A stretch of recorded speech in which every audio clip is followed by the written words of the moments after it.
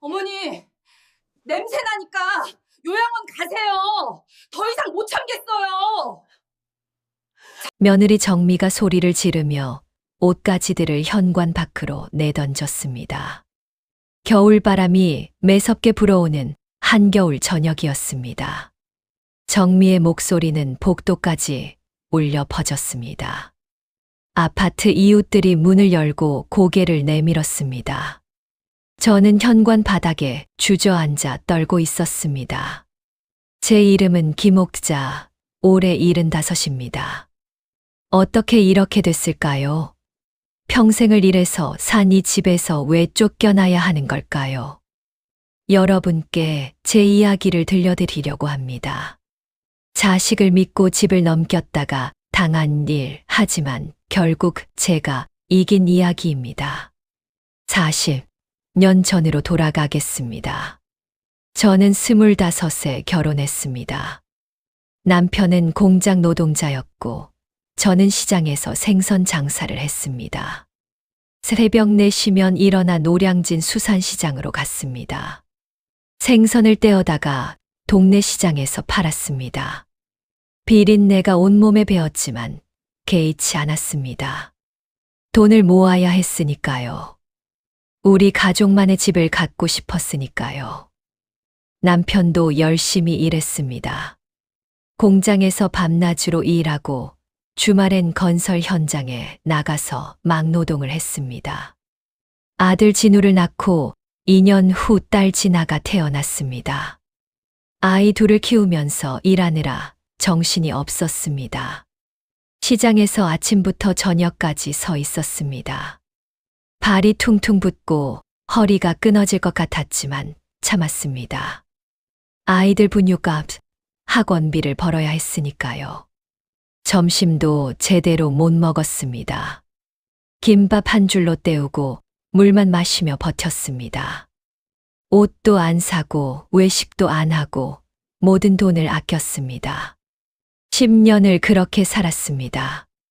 그리고 드디어 기회가 왔습니다. 이 아파트가 분양됐습니다. 35년 전 일입니다. 이 동네는 그때만 해도 변두리였습니다. 논밭이 많았고 공장도 있었습니다. 아파트 값도 싸서 3천만 원이면 살 수 있었습니다. 주변 사람들은 말렸습니다. 여기는 오지인데 왜 사냐고 돈 버리는 거라고 했습니다. 하지만 저는 샀습니다. 10년 동안 모은 돈 전부인 1,000만 원을 계약금으로 내고 은행 대출을 받아서 샀습니다. 남편이 걱정했습니다. 여보, 대출 이자 갚을 수 있을까요? 갚을 수 있어요. 제가 더 열심히 일하면 돼요. 하고 답했습니다.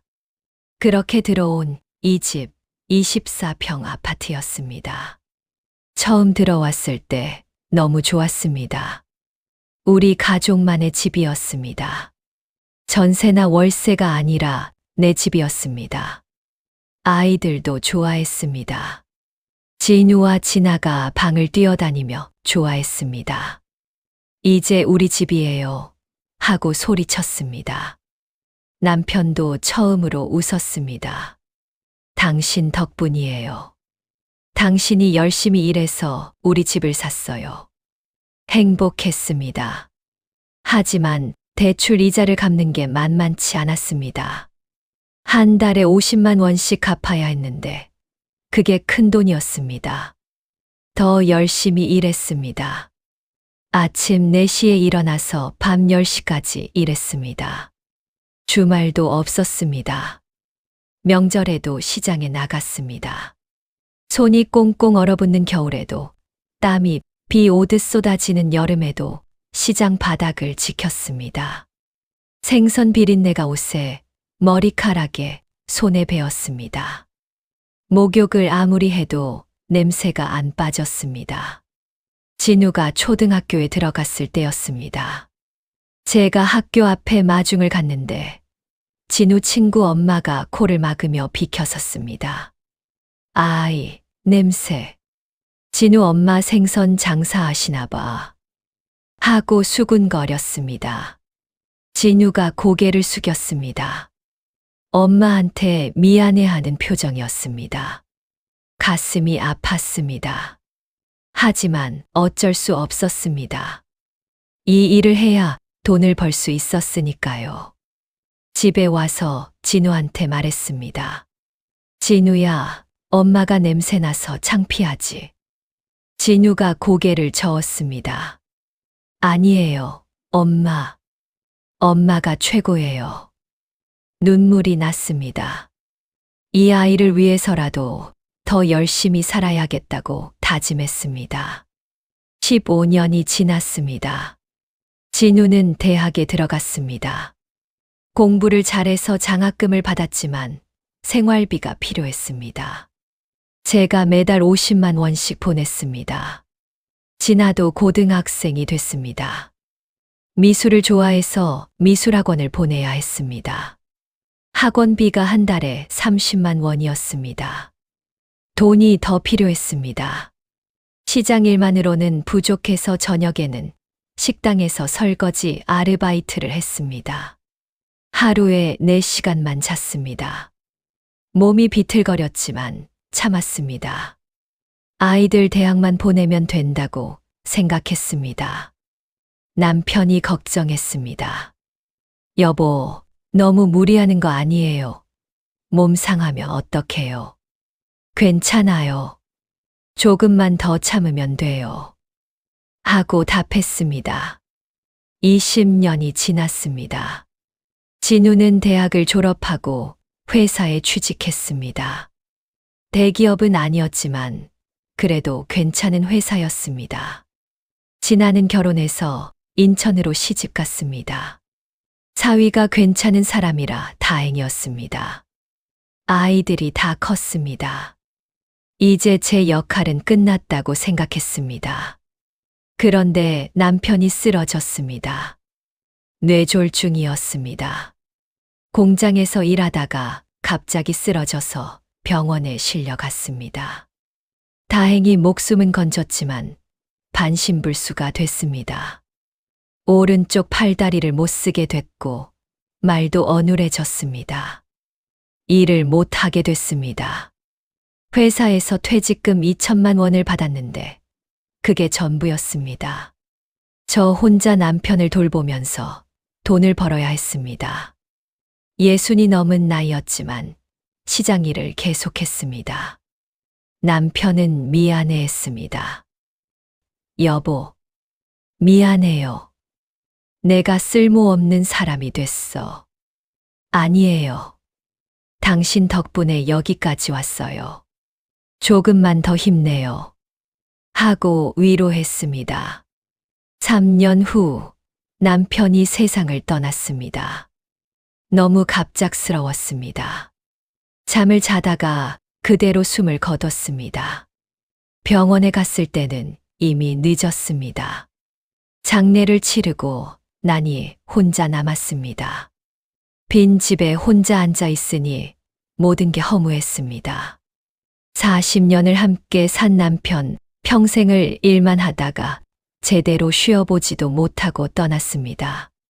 장례비로 1,000만 원이 들어갔습니다.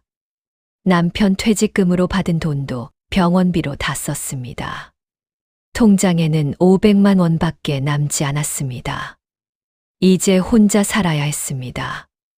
65의 나이에 혼자 이 집을 지켜야 했습니다. 진우가 가끔 찾아왔습니다. 한 달에 한 번 정도 들렀는데 오래 있지는 않았습니다. 엄마, 돈 필요하면 말씀하세요. 하고 말했지만 실제로 준 적은 없었습니다. 진아는 더 안 왔습니다. 인천에서 사느라 바쁘다고 했습니다. 명절에도 시댁에 가느라 못 온다고 했습니다. 외로웠습니다. 혼자 밥을 먹고 혼자 TV를 보고 혼자 잠들었습니다. 그래도 이 집이 있어서 다행이었습니다. 제 집이 있으니까 굶지는 않았습니다. 시장 일은 계속했습니다. 65이 넘어서도 새벽에 일어나 시장에 나갔습니다. 젊은 사람들보다 힘들었지만 어쩔 수 없었습니다. 생활비를 벌어야 했으니까요. 70이 됐을 때 몸이 많이 안 좋아졌습니다. 무릎이 아파서 오래 서 있을 수 없었고 허리도 자주 아팠습니다. 시장 일을 그만뒀습니다. 더 이상 할 수 없었습니다. 국민연금으로 한 달에 40만 원이 나왔습니다. 그걸로 생활했습니다. 아껴 쓰면 충분했습니다. 혼자 조용히 살았습니다. 이웃들과도 별로 안 어울렸습니다. 경로당에도 나가지 않았습니다. 그냥 집에 있으면서 TV 보고 낮잠 자고 그렇게 하루하루를 보냈습니다. 그러던 어느 날이었습니다. 아파트 관리사무소에서 공문이 왔습니다. 재건축 추진 안내문이었습니다. 우리 아파트가 35년이나 됐으니 재건축을 추진한다는 내용이었습니다. 조합 설립을 위한 동의서를 받는다고 했습니다. 재건축이요? 하고 물었습니다. 네, 이 아파트가 너무 낡아서요. 재건축하면 새 아파트로 이사 갈 수 있어요. 관리사무소 직원이 설명했습니다. 그럼 저는 어디로 가요? 조합원이시니까 새 아파트를 받으실 수 있어요. 물론 추가 분담금은 내셔야 하지만요. 추가 분담금이요. 얼마나 되는데요? 아직 확정은 안 됐지만 한 5천만 원 정도 예상됩니다. 5천만 원이요. 그렇게나 많이요. 새 아파트를 받으시려면 어쩔 수 없어요. 아니면 현금 보상을 받으실 수도 있어요. 이 평수면 한 3억 원 정도 받으실 수 있을 거예요. 3억 원이요? 깜짝 놀랐습니다. 제가 3천만 원 주고 산 이 아파트가 3억 원이 됐다니 믿기지 않았습니다. 생각해 보겠습니다. 하고 말했습니다. 그날 밤 잠을 잘 수 없었습니다. 재건축이라는 게 뭔지 잘 몰랐지만 3억 원이라는 돈은 엄청났습니다. 그 돈이 있으면 노후를 편하게 보낼 수 있을 것 같았습니다. 다음 날 진우한테 전화했습니다. 진우야, 우리 아파트 재건축한대. 너 알고 있었니? 네, 엄마. 저도 들었어요. 진우의 목소리가 조금 들떠 있었습니다. 그래? 너 어떻게 생각해? 좋은 기회인 것 같아요. 새 아파트 받으시면 좋죠. 그런데 추가 분담금이 5천만 원이래. 나 그런 돈 없어. 엄마, 그건 나중에 생각하시면 돼요. 일단 조합 가입부터 하세요. 그래야 해. 네. 안 그러면 권리를 잃을 수도 있어요. 알겠다. 그럼 가입할게. 조합 가입 동의서에 서명했습니다. 앞으로 어떻게 될지 몰랐지만 일단 했습니다. 6개월이 지났습니다. 조합이 정식으로 설립됐고 재건축이 확정됐습니다. 새 아파트는 30평형으로 지어진다고 했습니다. 추가 분담금은 6천만 원으로 확정됐습니다. 처음 예상보다 1,000만 원이나 더 올랐습니다. 고민이 됐습니다. 6천만 원을 어떻게 마련하죠? 통장에는 2천만 원밖에 없었습니다. 은행 대출을 받아야 하나 생각했지만 제 나이에 대출을 받을 수 있을지도 모르겠고 받는다 해도 이자를 갚을 수 있을지 확신이 없었습니다. 그냥 현금 보상을 받을까 하는 생각도 들었습니다. 3억 원을 받으면 평생 쓸 수 있을 것 같았습니다. 고민하던 어느 날 진우가 찾아왔습니다. 오랜만이었습니다. 6개월 만에 처음 오는 거였습니다. 며느리 정미도 함께 왔습니다. 엄마, 안녕하세요. 진우가 밝게 인사했습니다. 왔니? 오랜만이네. 밥 먹었어? 네, 먹었어요. 엄마, 오늘 할 얘기가 있어서 왔어요. 무슨 얘기? 재건축 얘기요. 엄마 혼자 사시기 힘드시잖아요. 저희가 같이 살까 해요. 깜짝 놀랐습니다. 진유가 같이 살자고 한 적은 처음이었습니다. 너희가 여기서. 네, 재건축되면 새 아파트로 이사 가잖아요. 30평이면 우리 가족이 살기에도 적당하고요. 그래, 하고 망설였습니다. 며느리 정미가 끼어들었습니다. 어머니, 저희가 모시고 살면 어머니도 편하시잖아요. 제가 요리도 해드리고 청소도 해드리고요. 정미의 말투는 친절했지만 눈빛은 차가웠습니다. 그런데 추가 분담금이 6천만 원이래. 나 그런 돈 없어. 그건 저희가 낼게요. 진유가 말했습니다. 내가 그런 돈이 어딨어. 제가 회사 다니면서 모은 돈이랑 대출 받으면 될 것 같아요. 정미가 또 끼어들었습니다. 어머니, 저희가 돈 내는 대신 조건이 있어요. 조건. 명의를 진우 앞으로 바꿔주세요. 그래야 세금 문제도 해결되고 나중에 저희가 물려받을 때도 편해요. 가슴이 철렁했습니다. 명의를 바꾸라고? 네, 어차피 나중엔 진우한테 물려주실 거잖아요. 미리 바꿔놓으면 증여세도 아낄 수 있어요. 하지만 어머니, 저희를 못 믿으세요? 정미의 목소리가 날카로워졌습니다. 아니, 그게 아니라 그런 명예 바꿔주세요. 안 그러면 저희도 같이 못 살아요. 돈도 못 내고요. 진유가 정미를 말렸습니다. 정미야, 너무 그러지 마. 엄마, 천천히 생각하세요. 하지만 정미는 단호했습니다. 어머니, 빨리 결정하세요. 재건축 진행되면 명예 변경도 힘들어져요. 고민됐습니다. 명의를 넘기는 게 찝찝했지만 진우는 제 아들이었습니다.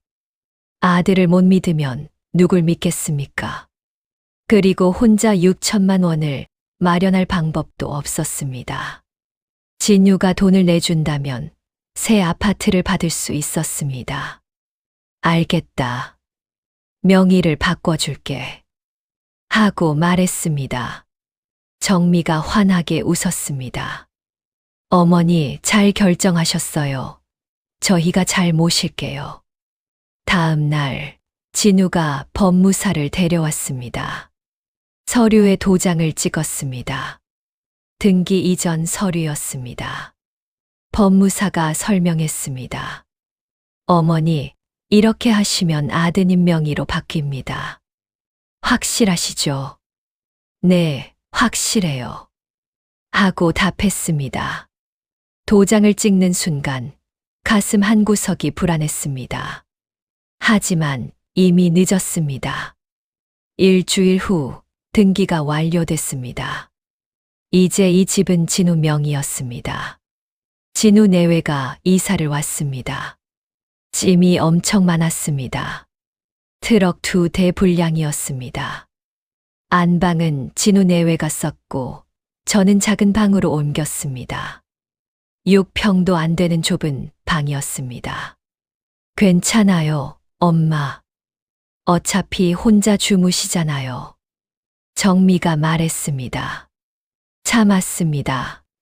제 집이지만 이제 진우 명이니까 참아야 한다고 생각했습니다. 처음 한 달은 괜찮았습니다. 정미가 밥을 해줬고 청소도 해줬습니다. 친절하게 대했습니다. 하지만 한 달이 지나자 달라지기 시작했습니다. 정미가 짜증을 내기 시작했습니다. 어머니, 방에서 냄새나요. 환기 좀 시켜주세요. 어머니, TV 소리 좀 줄여주세요. 시끄러워요. 어머니, 화장실 쓰시고 물 좀 내려주세요. 사사건건 간섭했습니다. 참았습니다. 며느리니까 이해해야 한다고 생각했습니다. 석 달이 지났습니다. 정미의 태도가 더 나빠졌습니다. 어머니, 저녁 식사는 방에서 드세요. 저희는 거실에서 먹을게요. 왜요? 어머니가 드시면서 흘리시잖아요. 청소하기 힘들어요. 가슴이 아팠습니다. 진우한테 말했습니다. 진우야, 정미가 나를 방에서 밥 먹으래. 엄마, 정미가 힘들어서 그래요. 이해해 주세요. 아들마저 며느리 편을 들었습니다. 혼자 방에서 밥을 먹었습니다. 서러웠지만 참았습니다. 6개월이 지났습니다. 정미의 구박이 심해졌습니다. 어머니, 낮에 집에 계시지 말고 경로당이라도 가세요. 왜요? 여기 내 집인데. 진우 명의예요. 이제 저희 집이에요. 정미가 차갑게 말했습니다. 충격이었습니다. 진우한테 따졌습니다. 진우야, 정미가 이게 자기네 집이래. 나보고 나가래. 엄마, 그렇게까지 말한 건 아니고요. 낮에 좀 나가 계시면 어때요? 집에만 계시면 답답하시잖아요. 아들도 같은 생각이었습니다. 배신감이 들었습니다. 하지만 어쩔 수 없었습니다. 낮에는 경로당에 나가고 저녁에만 집에 들어왔습니다. 1년이 지났습니다. 재건축이 본격적으로 시작됐습니다. 철거 일정이 잡혔고 이주 공고가 나왔습니다. 이주비로 1,000만 원이 나온다고 했습니다. 조합원 한 명당 1,000만 원씩 지급된다고 했습니다. 진우가 말했습니다. 엄마, 이주비 나오면 제 통장으로 받을게요. 왜? 내 이름으로 나오는 거잖아. 명의가 제 거니까 제가 받아야죠. 하지만 어머니, 어차피 저희 돈으로 추가 분담금 냈잖아요. 이주비 정도는 저희가 받아야죠. 정미가 끼어들었습니다.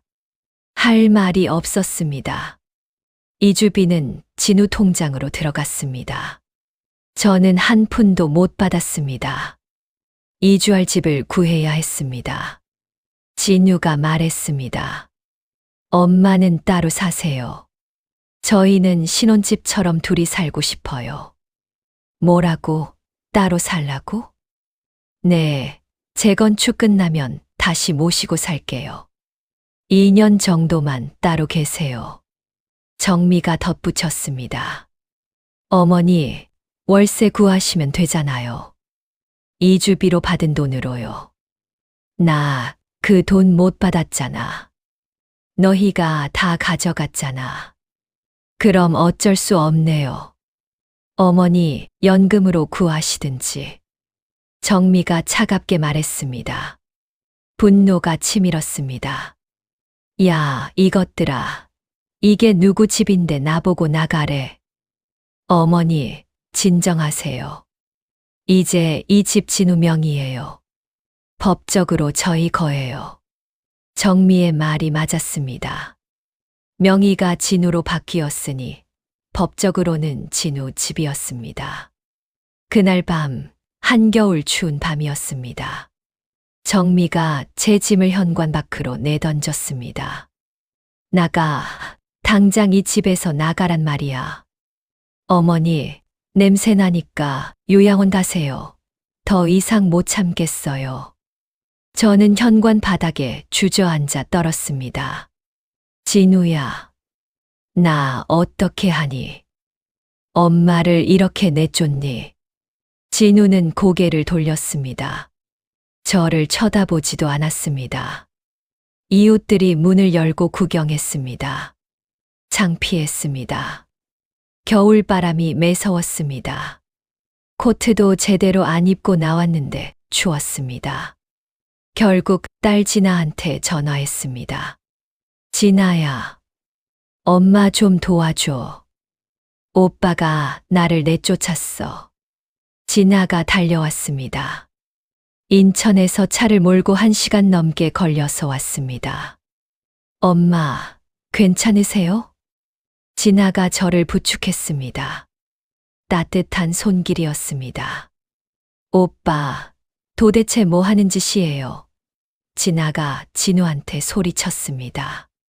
진아야, 너는 상관하지 마. 진우가 차갑게 말했습니다. 상관없긴요. 엄마를 이렇게 내쫓다니 당신들 정말 사람이에요. 정미가 끼어들었습니다. 신우이는 나가주세요. 우리 집안일이에요. 우리 집안일이라고요? 우리 엄마를 길거리에 내쫓는 게 집안일이에요. 둘이 싸우는 걸 보고 싶지 않았습니다. 진아야, 됐어. 엄마 괜찮아. 가자. 진아가 저를 차에 태웠습니다. 짐도 실었습니다. 차 안에서 울었습니다. 평생을 일해서 산 집, 그 집에서 쫓겨났습니다. 진아도 울었습니다. 엄마, 어떻게 이런 일이? 오빠가 왜 이러는지 모르겠어요. 사람은 욕심 앞에서 변하는구나 싶었습니다. 진아 집에서 일주일을 있었습니다. 사위도 착한 사람이었습니다. 장모님, 편히 계세요. 하고 배려해 줬습니다. 하지만 눈치가 보였습니다. 아무리 착한 사위라도 장모가 오래 있으면 부담스러울 것 같았습니다. 일주일 후 집을 구했습니다. 월세 30만 원짜리 작은 방이었습니다. 고시원보다 조금 나은 정도였습니다. 국민연금 40만 원으로 월세 내고 생활비 쓰니까 빠듯했습니다. 진아가 한 달에 10만 원씩 용돈을 줬습니다. 미안했지만 받을 수밖에 없었습니다. 그렇게 6개월을 살았습니다. 좁고 춥고 외로운 방이었습니다. 겨울에는 난방이 안 돼서 두꺼운 이불을 덮고 잤습니다. 진우한테서는 연락이 없었습니다. 한 번도 전화하지 않았습니다. 밤마다 생각했습니다. 내가 뭘 잘못했을까? 아들을 너무 믿은 게 잘못이었을까? 후회했습니다. 명의를 넘긴 것을, 그 집을 넘긴 것을. 하지만 이미 늦었습니다. 어느 날 진아한테 전화가 왔습니다. 엄마, 오빠한테 연락 왔어요. 재건축 보상금 나온대요. 보상금? 네, 이주비 말고 추가 보상금이 나온대요. 얼마인지는 모르겠지만 꽤 큰 돈이래요. 가슴이 철렁했습니다. 그 돈도 진우가 가져가겠네. 그럴 것 같아요. 명의가 오빠 거니까요. 분했습니다. 제가 평생 일해서 산 집인데 보상금도 진우가 가져간다니. 하지만 어쩔 수 없었습니다. 법적으로는 진우 것이었으니까요. 며칠 후 진아한테 또 전화가 왔습니다. 엄마, 큰일 났어요. 왜? 무슨 일인데? 오빠가 은행에 갔다가 보상금을 못 받았대요. 뭐라고? 왜 못 받았는데? 잘은 모르겠는데 명의가 문제래요. 지금 오빠가 완전히 패닉 상태예요. 명의가 문제, 무슨 소리지? 궁금했습니다. 무슨 일이 벌어진 건지.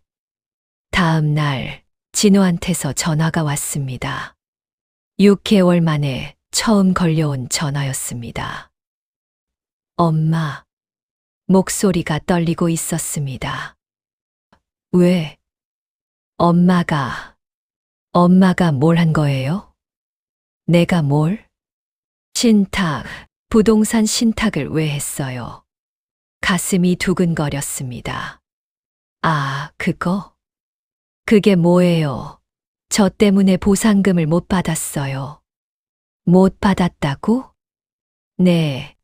은행에서 신탁 계약 때문에 명의자가 받을 수 없다고 했어요. 실질적 소유자한테만 지급된대요. 그래, 하고 침착하게 답했습니다. 엄마, 이게 뭔 소리예요? 설명해 주세요. 설명, 내가 알아서 해. 전화를 끊었습니다. 진유가 계속 전화했지만 받지 않았습니다. 진아한테 전화했습니다. 진아야, 엄마 은행 좀 데려다 줄래? 은행요? 왜요? 가야 할 일이 있어. 다음 날, 진아가 차로 데리러 왔습니다. 엄마, 무슨 일이에요? 오빠가 계속 전화하는데 안 받으시잖아요. 나중에 다 알게 될 거야. 은행에 도착했습니다. 직원을 만났습니다. 1년 전에 만났던 그 직원이었습니다. 어머님, 오랜만이에요. 잘 지내셨어요? 네, 덕분에요. 보상금 수령하러 오셨죠? 네. 여기 신분증이랑 도장 주세요. 서류에 도장을 찍었습니다. 직원이 확인했습니다. 네, 확인됐습니다. 보상금 3억 5천만 원 입금해 드릴게요. 3억 5천만 원. 진아가 깜짝 놀라서 저를 쳐다봤습니다. 엄마, 3억 5천만 원이요? 응. 어떻게 된 거예요? 나중에 설명해 줄게. 보상금이 제 통장으로 입금됐습니다. 평생 처음 보는 큰 돈이었습니다. 은행을 나오는데 진우가 서 있었습니다.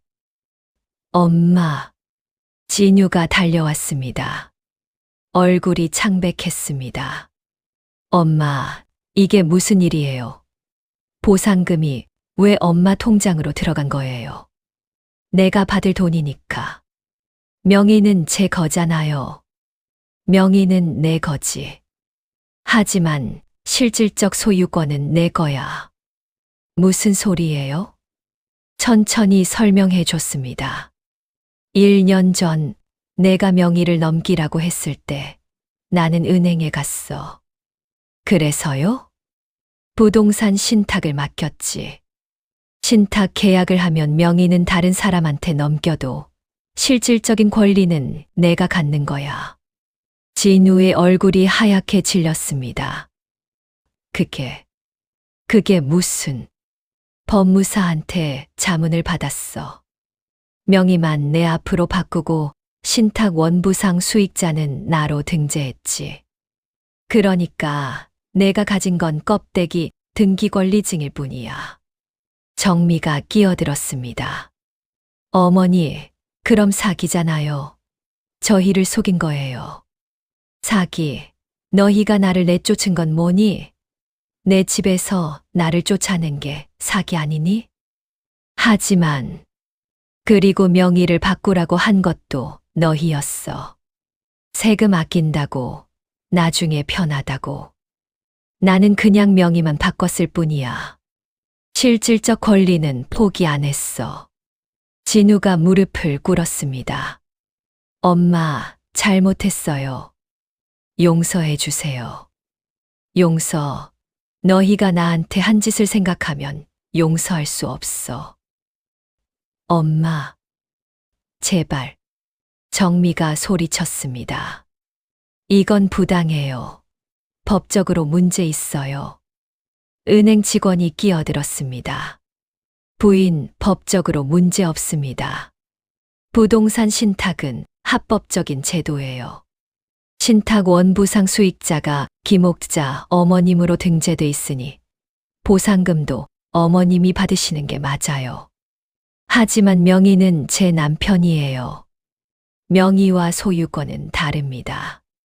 신탁 계약에서는 수익자가 실질적 소유자예요. 정미가 바닥에 주저앉았습니다.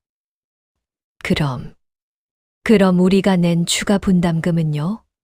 6천만 원이에요. 그건 안 됐지만 돌려줄 수 없어. 너희가 알아서 했으니까. 진우가 울었습니다. 엄마, 우리 어떻게 해요? 6천만 원이에요. 대출까지 받았어요. 그건 내 문제야. 내가 추가 분담금 내라고 한 적 없어. 내가 알아서 낸 거잖아. 진아가 옆에서 지켜보고 있었습니다. 아무 말도 하지 않았지만 눈빛이 복잡했습니다. 집으로 돌아가는 차 안에서 진아가 물었습니다. 엄마, 언제부터 계획하신 거예요? 명의를 넘기라고 했을 때부터. 그때 뭔가 이상하다는 느낌이 들었어. 그래서 은행에 가신 거예요. 응. 법무사랑 상담도 했어. 부동산 신탁이라는 제도를 알게 됐지. 대단하세요, 엄마. 대단한 게 아니야. 살아남으려고 한 거지. 오빠는 어떻게 하실 거예요? 모르겠다. 오빠 선택이지. 며칠 후 진우한테서 문자가 왔습니다. 엄마, 저희 파산했어요. 대출 못 갚아서 집도 다 날렸어요. 도와주세요. 답장하지 않았습니다. 일주일 후 또 문자가 왔습니다. 엄마, 제발 도와주세요. 정미가 이혼하겠대요. 저 혼자 남겨지면 어떻게 살아요? 역시 답장하지 않았습니다. 한 달 후 진아한테 전화가 왔습니다. 엄마, 오빠 집 찾아갔는데 아무도 없어요. 이사 간 것 같아요. 이사? 네, 집주인한테 들으니까 월세 못 내서 쫓겨났대요. 그래, 하고 담담하게 답했습니다. 엄마, 괜찮으세요? 응, 괜찮아. 사실 괜찮지 않았습니다. 아들이지만 불쌍하다는 생각은 안 들었습니다. 자기가 한 짓을 자기가 받는 거니까요. 석 달 후, 저는 실버타운으로 이사했습니다. 고급 실버타운 VIP실이었습니다. 보상금 3억 5천만 원 중 1억 원으로 입주권을 샀습니다. 넓고 깨끗한 방이었습니다. 침실, 거실, 화장실이 다 딸려 있었고 창밖으로 한강이 보였습니다. 매일 세끼 식사가 제공됐고 청소도 해줬고 간호사도 상주했습니다. 천국 같았습니다. 다른 어르신들도 친절했습니다. 경로당보다 훨씬 좋았습니다. 여기서 편하게 노후를 보낼 수 있을 것 같았습니다. 남은 돈 2억 5천만 원은 은행에 예금했습니다. 1년에 3% 이자면 750만 원이 나왔습니다. 한 달에 60만 원꼴이었습니다. 국민연금 40만 원과 합치면 한 달에 100만 원이 생겼습니다. 충분했습니다. 진아가 가끔 찾아왔습니다. 엄마, 여기 정말 좋네요. 잘 사시는 것 같아서 다행이에요. 응, 덕분에 편하게 살고 있어. 오빠 소식 들으셨어요? 아니. 연락하셨어요? 아니. 진아가 한숨을 쉬었습니다. 엄마, 오빠도 불쌍해요. 불쌍해. 자기가 한 짓을 자기가 받는 건데. 그래도 오빠잖아요. 오빠라고 해서 모든 게 용서되는 건 아니야. 진아는 더 이상 말하지 않았습니다. 1년이 지났습니다. 저는 여전히 실버타운에서 편하게 살고 있습니다. 아침에 일어나면 식당에서 아침을 먹고 산책을 하고 다른 어르신들과 이야기를 나눕니다. 오후에는 낮잠을 자고 저녁에는 TV를 보거나 책을 읽습니다. 평화롭습니다. 진우한테서는 연락이 없습니다. 어디서 뭘 하고 사는지 모르겠습니다. 가끔 궁금하기는 합니다. 하지만 연락하고 싶지는 않습니다. 어느 날 실버타운 로비에서 다른 할머니를 만났습니다. 박 할머니라는 분이었는데 비슷한 일을 겪었다고 했습니다. 저도 아들한테 집을 빼앗길 뻔했어요. 하고 말했습니다. 어떻게 하셨어요? 하고 물었습니다. 저는 미리 유언장을 썼어요. 딸한테 다 물려준다고요. 현명하시네요. 옥자 씨는 어떻게 하셨어요? 신탁을 했어요. 명의는 넘기고 권리는 제가 가졌죠. 대단하세요. 대단한 게 아니에요. 살아남으려고 한 거죠. 우리는 차를 마시며 이야기를 나눴습니다. 요즘 자식들은 부모를 ATM으로 생각해요. 박 할머니가 말했습니다. 맞아요. 필요할 때만 찾고 필요 없으면 버려요. 그래서 우리가 똑똑해져야 해요. 자식한테 올인하면 안 돼요. 맞는 말이었습니다. 그날 저녁 방에 돌아와서 노트에 글을 썼습니다. 제 경험을 적었습니다. 어떻게 집을 지켰는지, 어떻게 자식들을 이겼는지, 그리고 조언을 적었습니다. 자식에게 올인하지 마세요. 자식은 믿을 만한 존재가 아닙니다. 집이나 재산을 함부로 넘기지 마세요. 명의만 바뀌어도 법적으로는 남의 것입니다. 부동산 신탁이라는 제도를 활용하세요. 명의는 넘기고 권리는 지킬 수 있습니다. 유언장을 미리 쓰세요. 내가 죽은 후에 재산이 어떻게 될지 정해 놓으세요.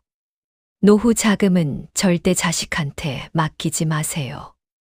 내가 직접 관리하세요. 혼자 살 집을 미리 마련하세요.